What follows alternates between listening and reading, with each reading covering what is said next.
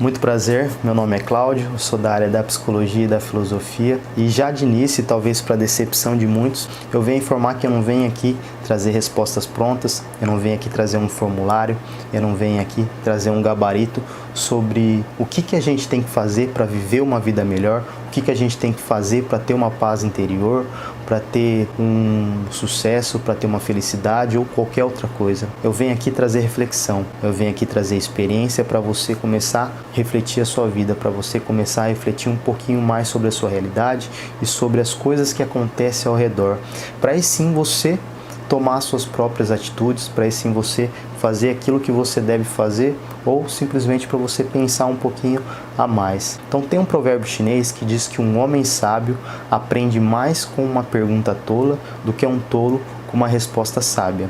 Repito, um homem sábio aprende mais com uma pergunta tola do que um tolo com uma resposta sábia. E pensar um pouquinho sobre a filosofia é a gente pensar um pouquinho sobre a arte de problematizar. Então a filosofia muitas vezes ela responde perguntas com outras perguntas. A filosofia tem esse senso crítico, a filosofia tem esse senso de refletir um pouco, mas de fazer com que o indivíduo ele se torne livre, fazer com que o indivíduo tenha seus próprios pensamentos, fazer com que o indivíduo ele tenha suas próprias problematizações. Então o objetivo da filosofia, além de problematizar, é fazer com que a gente seja um pouquinho mais crítico. E que há entre nós, isso na realidade é muito importante. A gente ter um olhar problematizador na realidade. A gente não aceitar as coisas de uma forma pronta. A gente simplesmente questionar aqueles deveres, aquilo que a gente deve e aquilo que a gente não deve. É aceitar as coisas de uma forma um pouquinho crítica. Então não aceitar tudo de uma forma pronta. Então a filosofia ela está na capacidade de a gente colocar também pontos de interrogações nas verdades absolutas, naquelas coisas tidas como incontestáveis, naquelas coisas tidas como evidente. E é muito importante isso, porque muitas vezes as pessoas pensam que a filosofia não serve para nada, mas muitas vezes elas esquecem que ela está usando a filosofia sem perceber. Quando você questiona, quando você problematiza, quando você tem um pensamento próprio, você de certa forma está usando da filosofia. Quando você começa a questionar um pouquinho sobre a sua existência, você está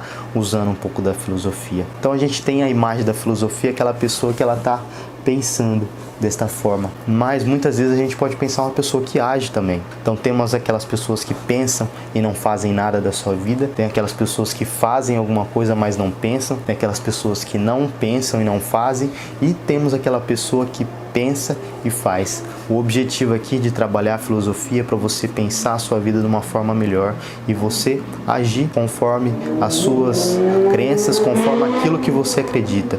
Então o papel da filosofia é fazer com que você tenha uma autonomia da sua vida, é fazer com que o conhecimento avance. Então, olhando para si, é fazer com que você se modifica.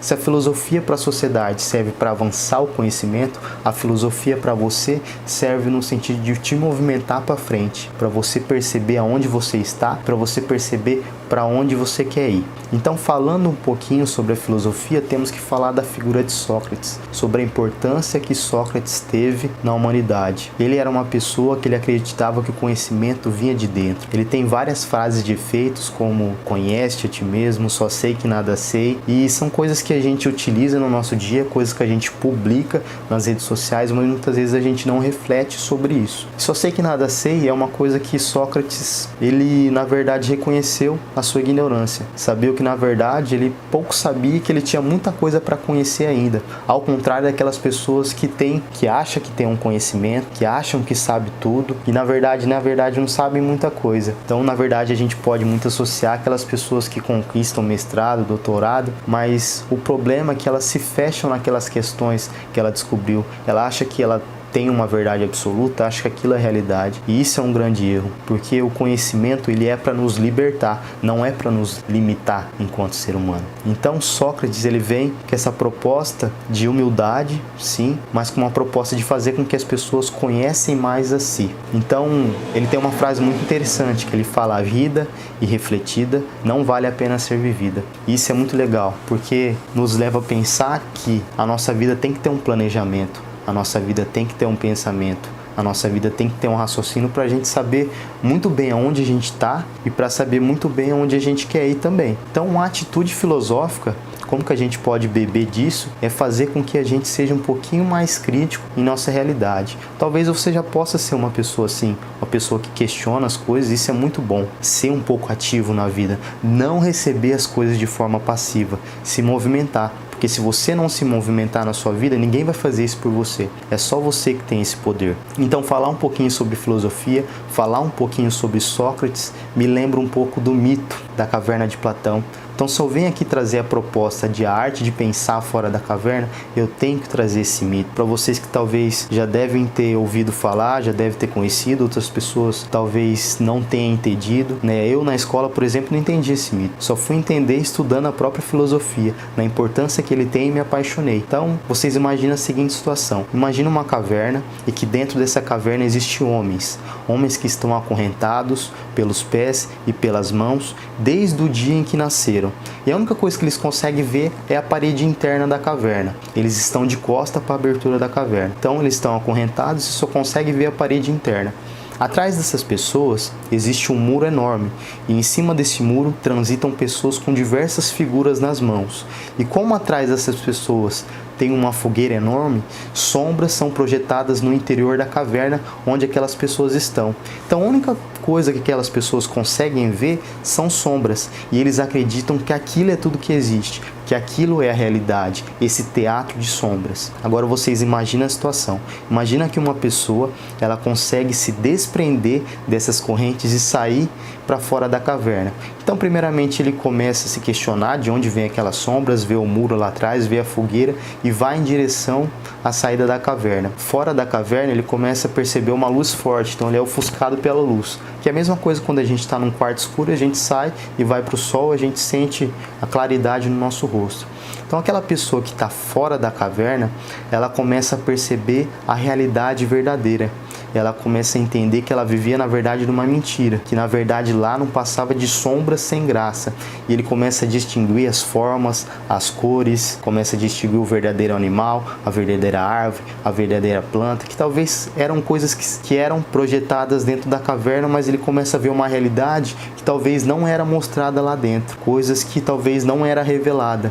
E diante disso, ele teria a possibilidade de aproveitar e desfrutar dessa realidade verdadeira ou voltar para a caverna e salvar os seus companheiros. E ele toma a atitude de tentar salvar os seus companheiros. Então ele volta para a caverna, fala que aquilo que eles estão vendo naquela parede interna não passa de sombras sem graça e que a realidade verdadeira é lá fora da caverna. Só que aquelas pessoas não acreditam nessa pessoa que está tentando mostrar a real, verdadeira realidade. Então eles apontam a parede interna, fala que aquilo é tudo que existe e acaba golpeando contra essa pessoa, acaba matando. Então esse é o mito da caverna. E aqui eu quero atentar para dois pontos. Primeiro é a realidade que é mostrada dentro daquela caverna. Primeiro são as figuras que são projetadas no interior da caverna.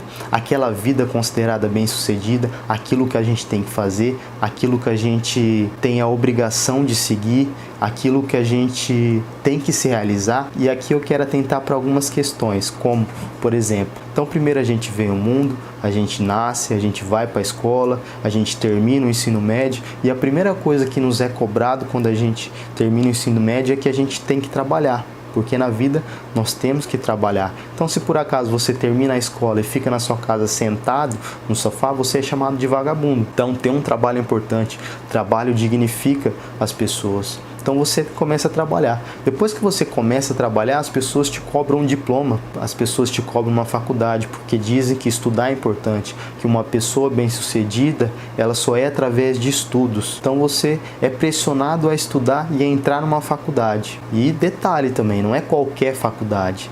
Temos que estudar, por exemplo, cursos relevantes, como direito, administração, medicina, e enfermagem, odontologia e vários outros cursos. Se você estuda arte, se você faz filosofia, isso não presta, isso não dá dinheiro. Então as pessoas, além de nos cobrar a faculdade, elas querem que a gente faça determinados cursos. Então beleza, você está trabalhando, você está estudando e as pessoas depois te cobram sobre um companheiro. Quando você vai casar, né? Você vai ficar solteiro, principalmente as mulheres, né? Quando você é mulher, elas falam que a mulher ela precisa de um homem para sobreviver, que a mulher sem um homem não é nada. Então a cobrança é muito mais além para as mulheres. Então você vai, depois você começa a ter um relacionamento, você casa, e depois que você casa, o que é pedido para você? Para você ter filhos. Quando você vai ter filhos, vai ter um, vai ter dois, você tem um, quando vai vir um segundo. Então, ou seja, resumidamente, as figuras que são mostradas dentro da nossa caverna é isso. Uma vida de sucesso, muitas vezes as pessoas encaram como uma vida que você tem que trabalhar, ter um estudos, casar, ter filhos. Se você segue essa vida padronizada, você é uma pessoa de sucesso. Você é uma pessoa que não vai ser criticada. Observação, não estou criticando esse modelo de vida. Muitas pessoas são felizes por viver essa vida. Eu estou falando que muitas vezes tem pessoas que não querem viver essa realidade, querem viver outra realidade, como por exemplo, querem talvez trabalhar, mas não querem estudar, querem talvez viver uma vida solteira, ou talvez querem casar e não querem ter filhos. Mas infelizmente, somos cobrados por isso a todo momento, e muitas vezes cobrados por pessoas que amamos, como as pessoas da nossa família e as pessoas que estão ao nosso redor. Então, pensando um pouquinho nesse mito da caverna, e também de acordo com as minhas experiências clínicas, eu percebi que as pessoas também têm duas formas de sofrimento. A primeira forma de sofrimento é que muitas vezes as pessoas estão vivendo essa vida, as pessoas estão trabalhando, as pessoas estão num casamento, as pessoas estão numa faculdade, as pessoas estão esgotadas por estarem vivendo essa vida. Pessoas jovens, inclusive, que não estão aguentando essa realidade de trabalho, de estudo, de casamento, de filhos,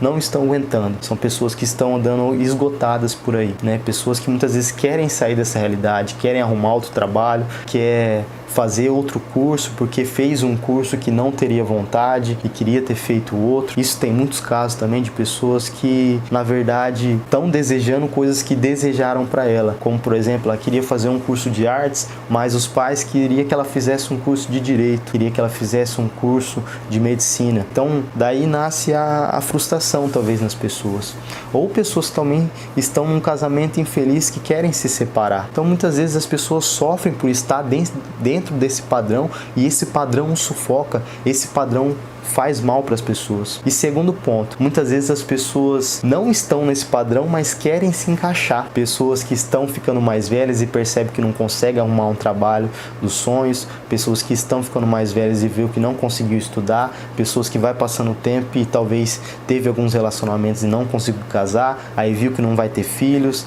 e percebe que a vida não vai ter no sentido, que a vida perdeu o gosto, que na verdade eu não fiz nada de útil na nossa vida, e muitas vezes aí que acontece o sofrimento. Então, esse mito para falar da caverna são de pessoas que estão dentro desse padrão, sobre essas imagens que são mostradas no interior da caverna. Aí eu reflito com vocês, como que é a caverna de vocês? O que é mostrada para você? O que as pessoas falam que você tem que fazer? O que as pessoas falam que você deve ser na vida? É para a gente ter esse movimento de se desprender dessas correntes e sair para fora da caverna para ver outras realidades. Ver lá fora se você quer viver outras coisas. Senão você pode voltar e viver aquilo. Então esse é o ponto da caverna, que muitas vezes as pessoas nos mostram coisas que a gente tem que seguir, mas muitas vezes a gente não está satisfeito com isso. Mas muitas vezes a gente acha que isso é uma realidade última. A gente acha que realmente a vida é isso. A vida é trabalhar, a vida é casar, a vida é ter filhos, a vida é ter um diploma. Às vezes a gente acha que a vida é somente isso, que é a última realidade, que não existe mais realidade. Então vem pessoas de fora da caverna, que estão fora da caverna, nos avisar que existe outros tipos de realidade, que existe outros modos de ser. A gente não mata essa pessoa, mas a gente mata aquele pensamento que a pessoa está trazendo para nós. Então olha a importância da alegoria da caverna, olha essa importância da filosofia para a gente questionar as figuras que são mostradas dentro da nossa caverna, e questionar muitas vezes que eu acho que a minha realidade é a única realidade que eu posso viver. Tá, viver isso, trabalhar, estudar, ter filhos, casar, acabou, não é mais nada. E pensar um pouquinho sobre isso, em pensar um pouquinho sobre sofrimento, é pensar sobre várias coisas que as pessoas sofrem. Então dentro da clínica, dentro de uma psicoterapia, não é só isso que acontece, das pessoas sofrerem por estarem dentro de um modelo, das pessoas quererem se encaixar, vai muito mais além. Tem pessoas, por exemplo, que sofrem por querer arrumar uma namorada e não consegue, tem pessoas que sofrem por estarem dentro de um casamento, tem pessoas que sofrem por fazerem um curso no qual não tem vontade, pessoas que sofrem pela pressão que os pais colocam em cima deles. As pessoas sofrem por diversas coisas. Então, falando um pouquinho sobre sofrimento, falando um pouquinho sobre aquelas pessoas que estão dentro de uma caverna, que estão dentro de uma realidade, que estão em sofrimento por estar dentro do padrão, por estarem sendo sufocadas, por não estar vendo sentido naquilo que fazem, e por outro lado, olhando aquelas pessoas que se sentem pressionadas por tentar se enquadrar no modelo, porque senão a vida não vai ter valido a pena, eu começo a pensar a respeito sobre o sofrimento humano. E na psicologia, na clínica, escutando as pessoas, eu percebi que o sofrimento é algo que a gente não pode comparar, é algo que a gente não pode medir, é algo que a gente não pode banalizar. Eu tive uma experiência de uma vez falar um pouquinho sobre saúde mental para os adolescentes, falar um pouquinho sobre suicídio, falar um pouquinho sobre a vida em geral. Então, desenvolvi minha palestra e no final o professor que me convidou para fazer essa palestra falou que tinha alguns jovens e alguns adolescentes angustiados, em sofrimento, que queria ser atendido por mim. E ele me perguntou se não poderia ficar ali por alguns minutos, algumas horas, para escutar aquelas pessoas. Então, eu poderia muito bem falar que não, que eu tinha algo para fazer, mas ali eu me senti na oportunidade de escutar alguém que talvez nunca teria um profissional da psicologia na sua frente. E fui lá escutar essas pessoas. Foi em torno mais ou menos de 10 jovens. E foi uma experiência muito incrível. Escutei várias histórias, escutei várias formas de sofrimento, várias formas de ver a vida, e ali de certa forma eu proporcionei uma reflexão, proporcionei algum alívio para a pessoa. Só que eu fiquei pensando, poxa vida, né? Muitas vezes essas pessoas que mais precisam de nós, profissionais da saúde, profissional da psicologia, não vai conseguir chegar, talvez porque não tem uma condição financeira, não tem oportunidade. Aí eu vejo a importância das pessoas que estão ao redor para ajudar os amigos, ajudar os familiares, ajudar no geral. Muitas vezes você, enquanto pessoa que não tem faculdade nenhuma e que não tem problema nenhum, você não ter faculdade nenhuma, você pode salvar a vida de alguém que está em sofrimento. Então aqui eu queria dar algumas orientações para você aliviar o sofrimento do outro. Então, primeiro delas, doe o seu tempo para o outro. Isso é muito importante. Dê oportunidade para o outro. Esteja com o outro. Dê o seu tempo para o outro. Segundo ponto, acolha essa pessoa. Terceiro ponto, permite que ela fale livremente. Deixa ela falar sem interrupções, deixa ela falar aquilo que ela quer. Quarto ponto, evite comparações. Não é porque você passou por uma situação, não é porque você passou por uma situação difícil ou fulano passou por uma situação difícil que você tem que comparar o sofrimento dela com outra pessoa. Se você sofreu e conseguiu lidar com isso com sucesso, parabéns. Não é por isso que você tem que banalizar o sofrimento do outro. Quinto passo, não ofereça soluções prontas. Você não é um profissional da saúde, você não é um profissional da psicologia, então deixe somente ele falar, escute apenas. E por último passo, se ofereça para ir buscar ajuda profissional, ou pelo menos se certifique de que ele ou ela buscou uma ajuda profissional. Então muitas vezes a gente vê a necessidade de falar palavras bonitas, dar conselhos, mas muitas vezes a gente tem que escutar essas pessoas. E a escuta é muito importante na sua vida. Então você sim, mesmo não sendo nenhum profissional da saúde, você pode salvar a vida de alguém. Então, falando sobre psicologia, falando um pouco sobre o sofrimento, citei no começo a importância da filosofia de nós questionarmos um pouco a nossa existência. A gente tem que pensar que a vida é um início de ciclos e encerramento de ciclos. Então, somos movidos pelos projetos da nossa vida. A todo momento a gente está recomeçando novas histórias, você está iniciando um novo trabalho, depois você é demitido, pede demissão, você está num relacionamento amoroso, você termina ou a pessoa termina com você, você está dentro de um casamento ou você pede divórcio ou a pessoa pede divórcio. A todo momento a gente está iniciando ciclos, a todo momento a gente está construindo novas possibilidades de vida. E pensar um pouquinho sobre a psicologia é pensar um pouquinho na capacidade que a gente tem de se reinventar também. Porque muitas vezes a gente pensa que a gente vai viver uma vida muito bonita. A gente pensa que a gente vai viver em conto de fadas, uma vida coerente, que tudo dá certo, que uma coisa vai suceder na outra, e não. Muitas vezes vem a vida e mostra que não é assim. Muitas vezes vem a vida e mostra que a gente tem que ser forte, que a gente tem que recomeçar.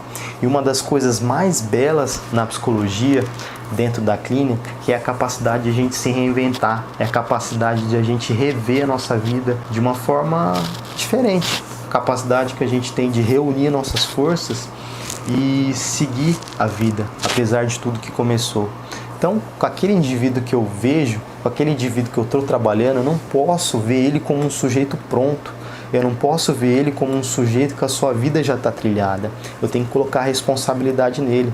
Eu coloco a responsabilidade em você da vida que você está levando. Mesmo que ela seja difícil, mesmo que ela seja complicada, muitas vezes quem prende a nossa liberdade somos nós mesmos. Nós que nos restringimos. Então a gente não vive dentro de uma caverna, logicamente. Só que muitas vezes a gente coloca correntes na nossa cabeça. A gente prende o nosso pensamento. A gente acha que não existe outras realidades. E aí que está a importância daquele mito da caverna, da importância do psicólogo, da psicóloga mostrar que existe outras realidades para a pessoa, na possibilidade de você ver que mesmo que a sua vida não está boa, mesmo que a sua vida não está legal, que você sabe que você pode construir um futuro diferente, mas que esse futuro depende de quem? Depende de você. Então, somos movidos pelos projetos de vida. Eu, por exemplo, dando um exemplo pessoal, eu sou psicólogo hoje, sou professor de filosofia, faço outras coisas, mas antes disso, e desde pequeno, desde os 6 anos de idade, até mais ou menos uns 17 anos, eu queria ser jogador de futebol. Eu me via entrando em estádios, me via fazendo gol, eu me via sendo uma pessoa bem-sucedida dentro do futebol. E até hoje o futebol é uma paixão para mim, só que eu tinha essa ideia que eu queria ser um jogador de futebol. Então eu fiz alguns testes, tive algumas oportunidades, né? A última oportunidade que eu tive foi entrar para o time profissional da cidade de futsal.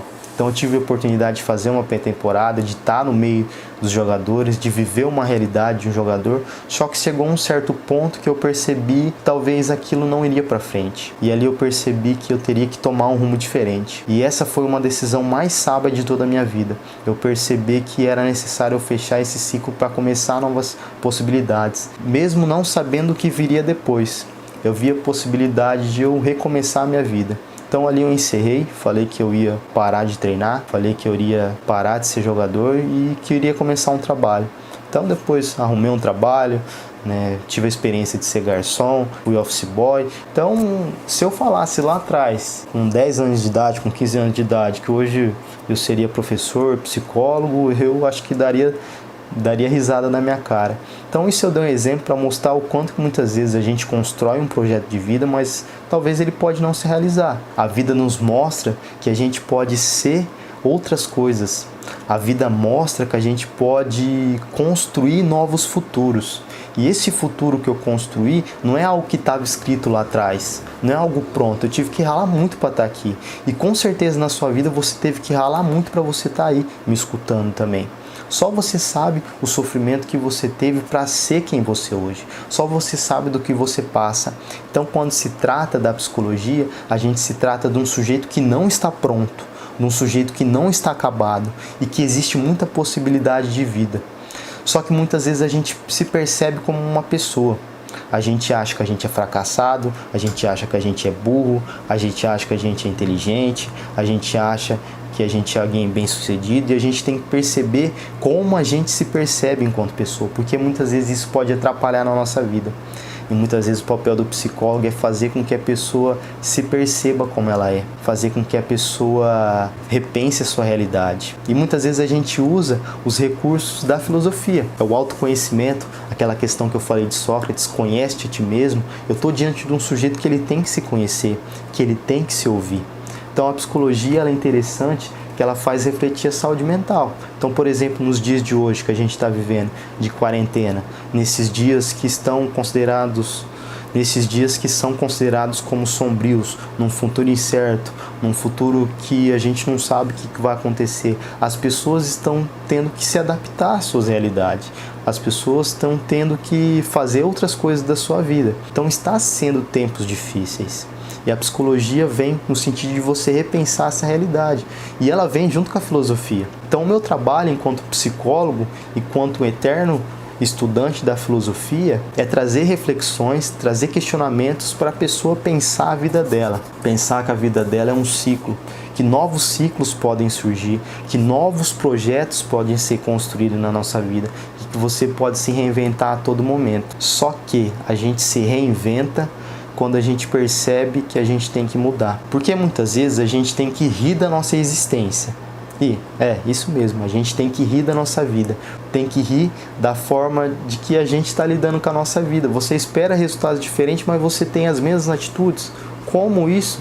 Isso é incoerente. Então, se você respondesse quem sou eu, de onde vim, para onde vou, qual o sentido da vida, são questões que vai fazer com que você reflita sobre quem você é hoje, em quem você está se tornando nessa caminhada.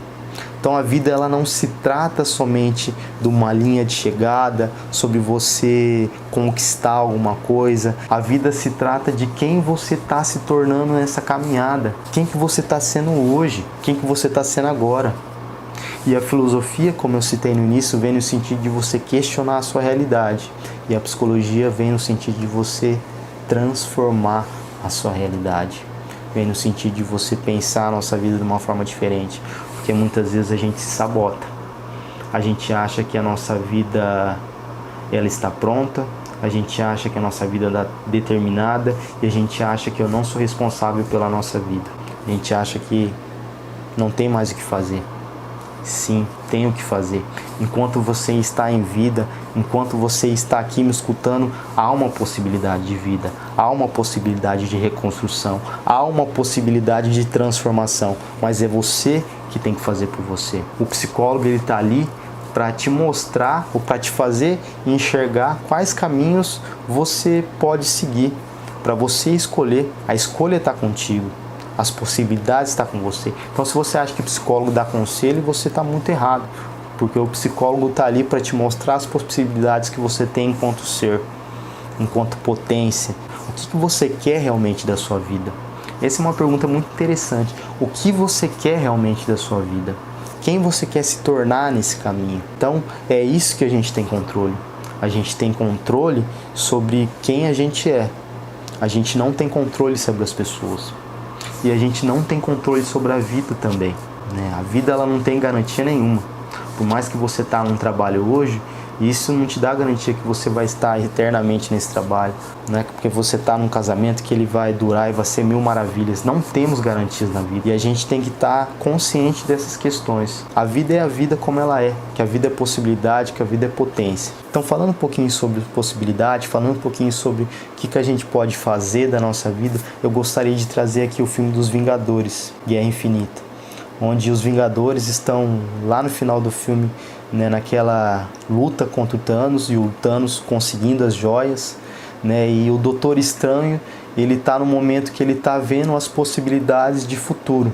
Ele está vendo os futuros alternativos. E ele consegue ver 14.605 possibilidades de futuro. Então ele queria saber quais seriam os possíveis resultados. E sabem quantos resultados eles ganhariam, que era a guerra? De 14.605 possibilidades, apenas um. Apenas um de 14 milhões. E eu fiquei pensando sobre isso e eu acho que a gente precisa de uma possibilidade realmente para a gente se fazer. Por exemplo, num concurso que você vai fazer, você precisa somente de uma vaga para você passar. Num vestibular que você vai fazer, você precisa apenas de uma vaga para você passar.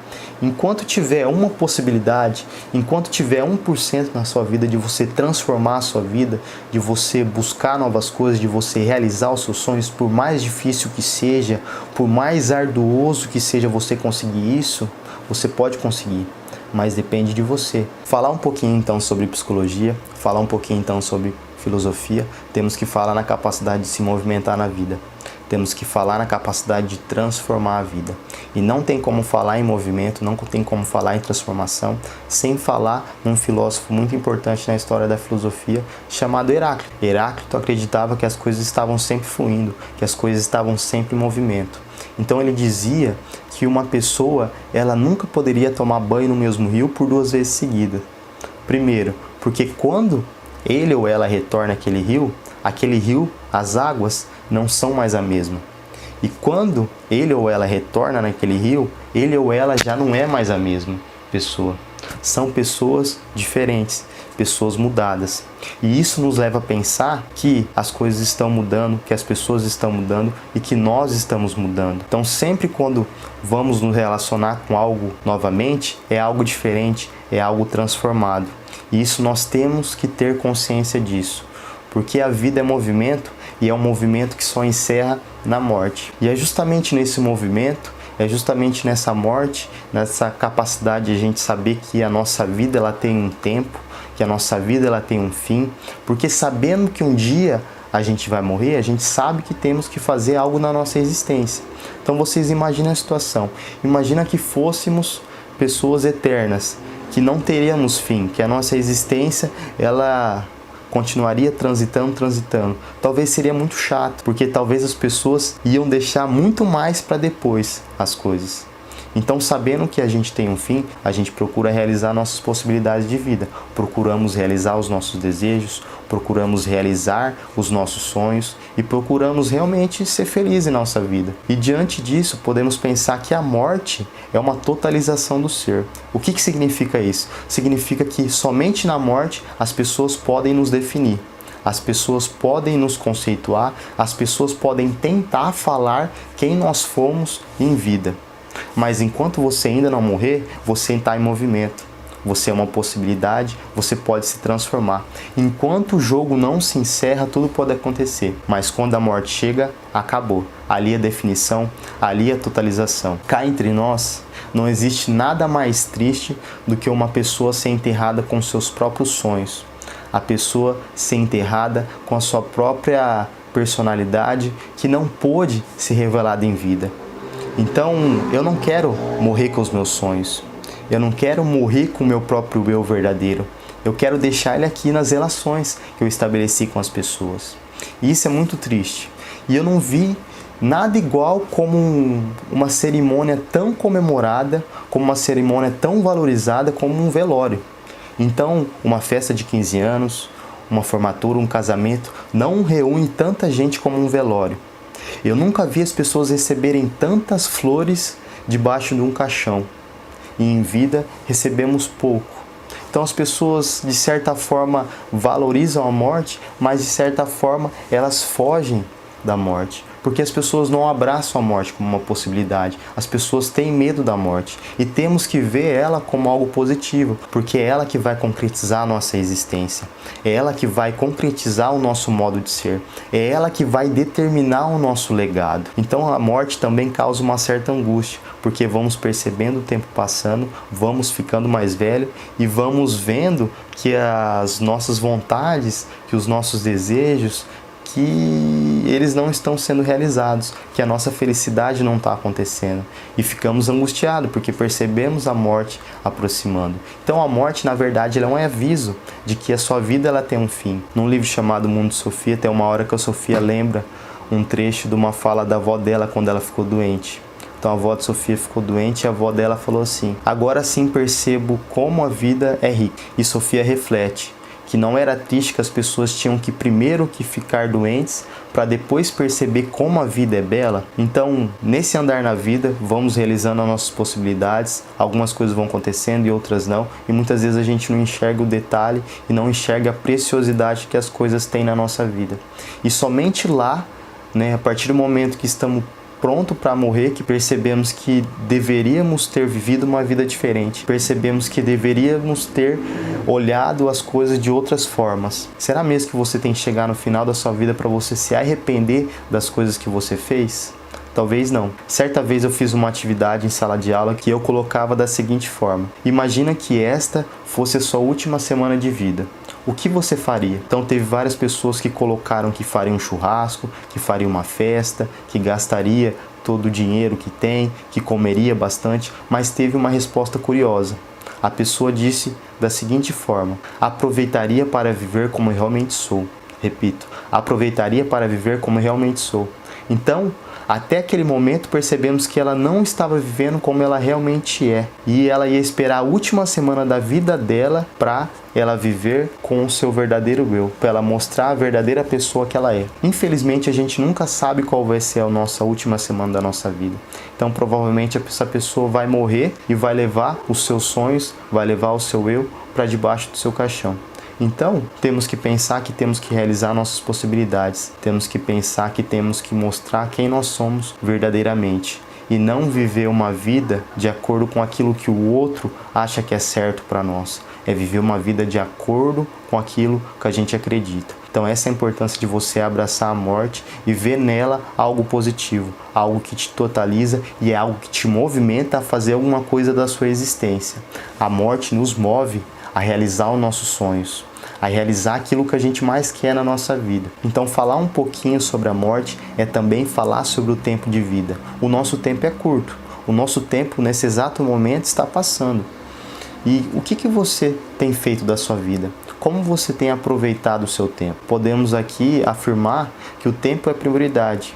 Você faz aquilo que é melhor para você naquele momento. Mas muitas vezes a gente deixa muitas coisas para depois. Muitas vezes a gente deixa os abraços para depois, deixa as declarações para depois. A gente sempre acredita que amanhã vai existir.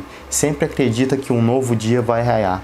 E esquece de pensar que talvez o amanhã não possa existir para outra pessoa e não pode existir para você mesmo. Então a gente acha que muitas vezes a gente é eterno com a ligação da morte. Não pensamos na morte. E não pensando na morte, não pensamos no nosso próprio tempo. E o tempo ele é algo muito importante, porque o tempo diz respeito ao passado, ao presente, ao futuro, às memórias, à atenção e às expectativas. Felizmente ou infelizmente, não temos como mudar o nosso passado. O que aconteceu lá atrás, fica lá atrás. O futuro ainda não aconteceu. O futuro é apenas expectativa. E o presente requer atenção. Por isso que temos que ter atenção. Porque se você pensa no seu futuro começa a partir do agora. No que você está fazendo agora da sua vida. Eu acho que você já deve ter ouvido essa frase. Não adianta você plantar batata e querer colher tomate. A vida vai te dar aquilo que você oferecer à vida.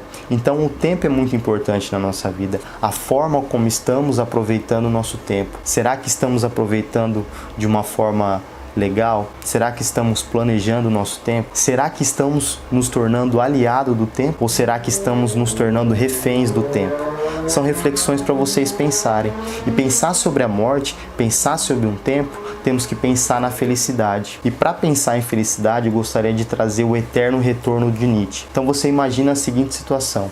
Imagina que chega uma pessoa nesse momento da sua vida, pode ser uma bruxa, que ela fala o seguinte: eu quero jogar um feitiço em você. E o feitiço vai ser algo que você pode gostar ou algo que você pode odiar. O feitiço vai ser que essa vida que você está levando neste momento, com tudo que já aconteceu, com tudo que está acontecendo na sua vida, seja o seu trabalho, seja o seu namoro, seja o seu casamento, seja a sua faculdade, seja as relações qual você encontra, tudo que você faz hoje, você vai viver, vai morrer, vai viver, vai morrer, e assim sucessivamente. Ou seja, essa sua vida vai retornar por diversas e diversas vezes. Uma vez eu fiz essa reflexão com as pessoas e uma pessoa gritou em sala de aula: Deus me livre! Realmente, Deus me livre. Se você não está contente com a sua vida, mude. Então, felizmente aqui podemos dizer que não tem nenhuma bruxa jogando um feitiço em você. Mas a reflexão que trazemos aqui é a seguinte: essa vida que você leva, aquilo que você faz,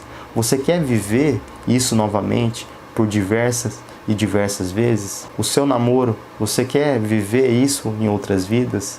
O seu trabalho, você quer trabalhar nele em outras vidas? Ou qualquer outra coisa que você faz, você quer que essas coisas retornem para você? Se você não quer, por exemplo, assistir esse vídeo, você pode desligar e fazer outra coisa no qual você tem vontade. Ou seja, as coisas que você faz têm um sentido para você? Então essa é a jogada. Clóvis já dizia que a vida vale a pena quando você quer que ela dure um pouco mais. A vida vale a pena quando você quer alongar um pouco mais a sua vida e não quando você quer adiar. E muitas vezes acordamos na segunda-feira e já queremos que seja sexta-feira. Muitas vezes chegamos a um lugar e já queremos ir embora. Se o nosso tempo é curto, a gente está tentando encurtar mais ainda. Então temos que viver uma vida no qual vale a pena, uma vida que a gente quer permanecer nos momentos. Então um momento de felicidade é um momento que você quer que ele dure um pouco mais. É um momento que você não quer que acabe. É um momento que você quer levar para sua eternidade. Sabe aquela festa no qual você está muito feliz, ou quando você está com uma pessoa que você não quer se despedir dessa pessoa, que você quer ficar um pouco mais com ela, que você não quer ir embora, você não quer que aquele momento acabe? Esse é um momento feliz, esse é um momento de felicidade. A felicidade se trata disso. E falando um pouco sobre felicidade, temos que falar sobre sucesso. O sucesso ele é um acontecimento. O sucesso não se trata de algo que você tem que seguir para você ter um sucesso. Sucesso é você viver uma vida que você goste, é você viver uma vida com prazer. E falar sobre sucesso, eu gostaria de trazer outro filósofo chamado Diógenes. Diógenes era uma pessoa que vivia num barril, ele vivia na natureza, ele sobrevivia das coisas da natureza. E por muitas pessoas ele era considerado um louco, mas por outras pessoas ele era considerado um sábio por viver conforme aquilo que ele acreditava. E certa vez Alexandre o Grande chegou até ele e falou que ele poderia pedir qualquer coisa para ele, que ele teria. Diógenes olhou para ele, observou e falou: você está atrapalhando meu sol, dá licença. Então, diante de algo que ele poderia ter, ele escolheu ficar com aquilo no qual ele se sentia bem, ficar com aquilo que ele acreditava. Então, olha a valorização que Diógenes tem na sua vida. Ele estava sendo feliz ali. E essa felicidade não se trata de ter algum bem material. A felicidade se tratava ali de viver conforme aquilo que ele acreditava. E eu retorno à reflexão com você. Será que você vive uma vida conforme aquilo que você acredita, conforme aquilo que você pensa? Ou será que você vive a vida que as pessoas querem que você viva? E falar também sobre sucesso é falar sobre um filme chamado O Menino que Descobriu o Vento. Então, naquele contexto, para as crianças ir para a escola, o pai tinha que pagar. E chega em um determinado momento que o pai não tem mais condição de pagar aquela escola e o menino ele é expulso. E depois no filme o pai ele se sente fracassado, ele tá desabafando com o filho, ele fala que ele foi um fracassado e o filho olha para ele e fala: pai, eu fui para a escola. Então, para aquele menino, ele foi uma pessoa de sucesso por simplesmente ter ido para a escola, coisas que a gente nem valoriza hoje. Então, nisso ele considerou que o pai foi uma pessoa bem-sucedida por dar a oportunidade para ele ir para a escola. E isso é muito belo. Então, o que é sucesso para você? O que você define como sucesso? Tem uma atividade que eu faço também, que eu pergunto para as pessoas: qual foi o seu maior sucesso individual? E nessa atividade, tem pessoas que colocam que foi o seu trabalho, tem pessoas que colocam que foi um campeonato importante, mas eu obtive uma resposta interessante. Uma pessoa colocou que o maior sucesso individual dela foi ter saído da depressão e estar hoje com saúde mental. Então eu trago essa reflexão sobre o sucesso para refletir um pouco sobre aquela pessoa que pediu para o outro sair da frente do sol. Eu trago essa pessoa que falou que eu fui para a escola e vi o pai como bem-sucedido através disso, e essa pessoa que falou que saiu da depressão e foi o maior sucesso dela. Então o sucesso é um acontecimento, não se trata de algo pronto, algo acabado. O sucesso é algo muito amplo. E Nietzsche, ele dizia que eu tenho o meu caminho e você tem o seu caminho. Então, quanto o caminho exato, o caminho correto e o caminho verdadeiro, isso não existe. E falar um pouquinho sobre o sucesso é falar também sobre o medo, é falar sobre aquilo que nos prende, é falar muitas vezes aquilo que não nos deixa sair da nossa zona de conforto. O medo muitas vezes nos acorrenta em algo e faz com que a gente não evolua. E eu pergunto para você, o que você faria se você não tivesse medo? Certa vez em sala de aula, em um momento de descontração, eu perguntei para uma moça: qual o seu maior medo? E ela falou assim: professor, eu tenho medo de arriscar na vida. Eu pensei, olhei para ela e falei: que interessante. Eu tenho medo de não arriscar na vida. E diante disso eu refleti que eu tenho que ter medo, mas eu tenho que ter medo de não arriscar. Eu tenho que ter medo de não sair da minha zona de conforto. Eu tenho que ter medo de não realizar os meus sonhos. Eu tenho que ter medo de não ser realmente quem eu quero ser. Isso eu tenho que ter medo. Se o medo ele serve para alguma coisa, ele tem que ser um medo para a gente não realizar as nossas possibilidades. E pensar sobre o medo é pensar também num livro chamado Mais Esperto que um Diabo. Se trata de uma entrevista com o diabo e é muito interessante que não se trata se é uma entrevista verdadeira ou não, mas no conteúdo que essa entrevista traz. O diabo fala que ele controla 98% das pessoas do mundo nesse livro. E ele fala que o maior instrumento de controle é o medo que ele utiliza. Só que tem um detalhe muito importante. O diabo ele não controla aquelas pessoas que conseguem pensar por conta própria, aquelas pessoas que têm um pensamento verdadeiro, aquelas pessoas que não são alienadas. Diante disso, o diabo reconhece que ele não tem controle sobre essas pessoas, somente daquelas que gostam de pensar aquilo que o outro quer que ele pense, aquelas pessoas alienadas. Então o medo muitas vezes ele nos coloca num lugar e não nos deixa sair, e muitas vezes a gente dimensiona o medo, a gente cria na nossa cabeça um medo que na verdade, na realidade, não existe. E isso é muito perigoso para a nossa vida, porque nos deixa no mesmo lugar e não faz a gente progredir. Então, diante disso, falando um pouquinho sobre medo, não tem como não falar em coragem. A coragem não é você não ter medo na vida. Coragem é a capacidade de você enfrentar os seus medos. E a vida realmente, diante de tudo isso que eu falei, de uma caverna que tem um modelo, de muitas vezes a gente acreditar que não existe outros tipos de realidade, a vida exige que a gente seja corajoso. Corajoso ao ponto de a gente arriscar na nossa vida. Coragem para a gente realmente ser quem a gente quer ser. Coragem para a gente lidar com as mudanças, coragem para a gente sair de situações desagradáveis e situações desconfortantes na nossa vida. Então a vida exige coragem, e além de coragem, a vida exige que a gente se permita nela, que a gente se permita atirar um tempo para nós, que a gente se permita não fazer nada também. Não fazer nada é muito importante, porque não fazendo nada você pode ter uma ideia que pode mudar a sua realidade. Temos que se permitir sonhar, temos que se permitir mudar a nós mesmos. E isso implica fazer com que nos vejamos enquanto pessoas gigantes, nos vejamos enquanto pessoas que têm potencialidades, que têm qualidades. Muitas vezes a gente foca nos nossos defeitos, a gente fica olhando os nossos erros e a gente esquece das coisas boas que a gente sabe fazer. Além disso, a vida exige que você seja leve com você, que você não seja duro. A vida exige que você se perdoe pelos seus erros e pelas suas derrotas. A vida exige que você pense em quem você é hoje e não só em quem você quer se tornar. Então você pensar no seu estado atual. E coisas importantes para a gente ter uma vida melhor, para a gente ter uma vida diferente, para a gente sair das nossas cavernas, é a capacidade de a gente ser criativos, capacidade de a gente ver as coisas de uma forma diferente, de fazer as coisas de uma forma diferente, a capacidade de a gente ter uma mente aberta, que é olhar por outros ângulos a mesma situação, que é olhar de uma forma diferente.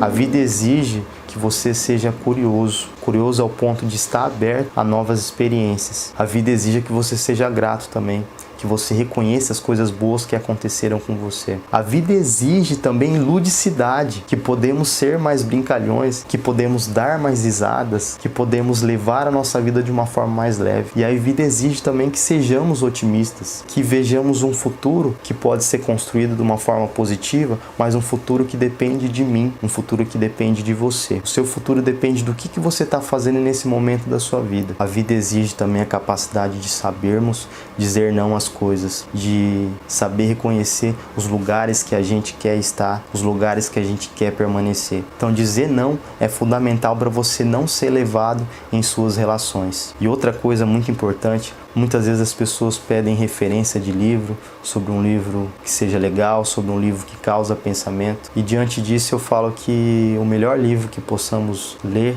neste momento, no agora, que o agora que é importante, é a leitura de si mesmo. É olhar para nós mesmos e vermos quem nós somos, quem estamos nos tornando. E tão importante quando ter essa leitura pessoal, quanto ter essa leitura individual, que é única, é a gente ler a realidade. Lermos o que é colocado dentro da nossa caverna. É lermos aquilo que não está dentro da caverna. Então não adianta você ficar fechado em livros, fechado em conhecimento e esquecer do mais importante, que é você mesmo e a realidade no qual você está. Por isso eu indico a leitura de si.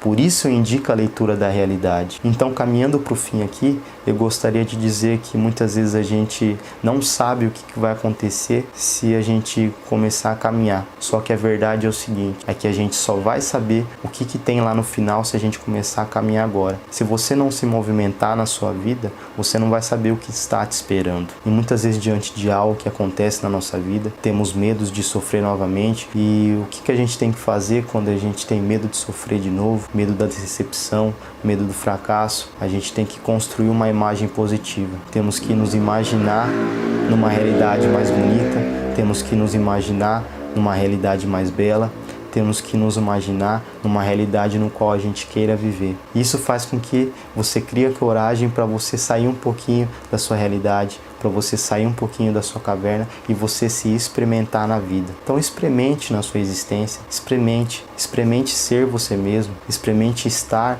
perto de pessoas que te façam bem. Então você só vai saber o que tem lá no final do caminho se você começar a caminhar agora. Só que temos que ter atenção. Sócrates dizia: tome cuidado com o vazio de uma vida ocupada demais. Muitas vezes nos ocupamos na nossa vida e esquecemos aquilo que realmente importa. Então tome cuidado naquilo que você está fazendo hoje. E a maior transformação que podemos fazer é dentro de nós, não é fora, não é no outro. Então, pensando um pouquinho sobre tudo que a gente falou nesse momento, podemos concluir que o nosso maior adversário não são as pessoas que estão ao nosso redor. O nosso maior adversário somos nós mesmos. Somos nós mesmos que nos acorrentamos, somos nós mesmos que nos colocamos em dificuldade. E somos nós mesmos que saímos disso. E neste momento é útil utilizar uma frase do filme A Sociedade dos Poetas Mortos, no qual aquele professor, diante daqueles alunos, afirmou que administração, engenharia, medicina são atividades nobres e necessárias à vida, mas o amor, a beleza, a poesia são as coisas pelas quais vale a pena se viver. Então, retomando um pouco sobre o que eu quis fazer aqui, eu não quis trazer nenhum caminho pronto, eu não quis aqui trazer nenhuma resposta pronta. Eu vim aqui juntar a filosofia, a importância que a filosofia tem na minha vida para mim refletir o mundo, a importância que a filosofia tem para mim refletir a psicologia. Então, o que eu propus fazer aqui neste momento é a arte de pensar fora da caverna, é fazer com que você pense um pouquinho além da filosofia, é que você pense um pouquinho além da psicologia e é que você pense um pouquinho além de si mesmo. A filosofia é essencial para mim trabalhar, a filosofia é essencial para mim entender aquele sujeito no qual está na minha frente. Então, a arte de pensar fora da caverna tem o objetivo de causar reflexão. Se você, durante esse vídeo, durante algum momento, você pensou em sua existência de uma forma diferente, eu já fiz o meu trabalho, eu já fiz o meu papel. Porque esse é o objetivo, é causar reflexão nas pessoas. E como uma forma de atividade para vocês fazerem em casa, primeiramente, eu gostaria que vocês respondessem a pergunta: quem sou eu? Escrevem sobre isso, não economizem nas palavras. Como segunda atividade, eu gostaria que você tivesse contigo, durante a sua vida, um diário de gratidão, onde, durante o dia, você vai escrever 3 coisas boas que aconteceram.